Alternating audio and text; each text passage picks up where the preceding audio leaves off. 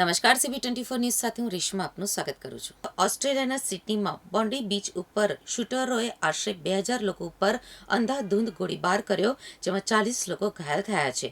NSW પોલીસે એક આતંકવાદીને સ્થળ ઉપર જ મારી નાખ્યો અને 2 અન્ય લોકોની ધરપકડ કરી, જેમને ભીડ દ્વારા ભારે માર મારવામાં આવ્યો.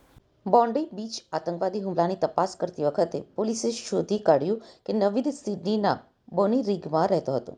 સિડનીમાં તેના ઘરેથી મળેલા દસ્તાવેજોથી જાણવા મળ્યું કે નવીદ પાકિસ્તાનના લાહોરનો રહેવાસી હતો અને સિડનીમાં અલ મુરાદ ઇન્સ્ટિટ્યૂટમાં વિદ્યાર્થી હતો. પોલીસે પાકિસ્તાની ક્રિકેટ જર્સી પહેરેલો તેનો ફોટો પણ જપ્ત કર્યો છે. નવીદ લગભગ 24 વર્ષનો છે અને બીજો શૂટર લગભગ 50 વર્ષનો છે અને નવીદનો પિતા છે.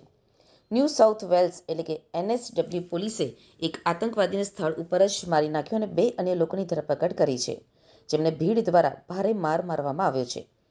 એક તરીકે થઈ છે જેનો પાકિસ્તાન સાથે સંબંધ હોવાનું જણાયું છે.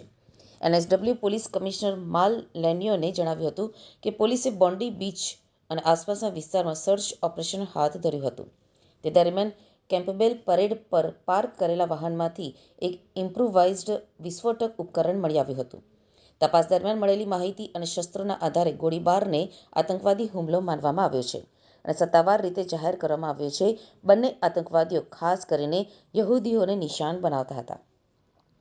પોલીસ કમિશનરે જણાવ્યું કે આતંકવાદી હુમલો સ્થાનિક સમય મુજબ સાંજે 6:30 વાગ્યે થયો હતો.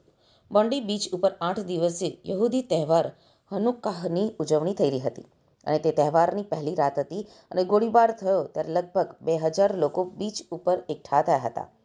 રાષ્ટ્રને સંબોધતા ઓસ્ટ્રેલિયાના વડાપ્રધાન એન્થોની અલ્બેનીઝે આતંકવાદી હુમલાની સખત નિંદા કરી અને યહૂદી સમુદાયને કહ્યું કે આપણા દેશમાં નફરત, હિંસા અને આતંકવાદ માટે કોઈ જ સ્થાન નથી.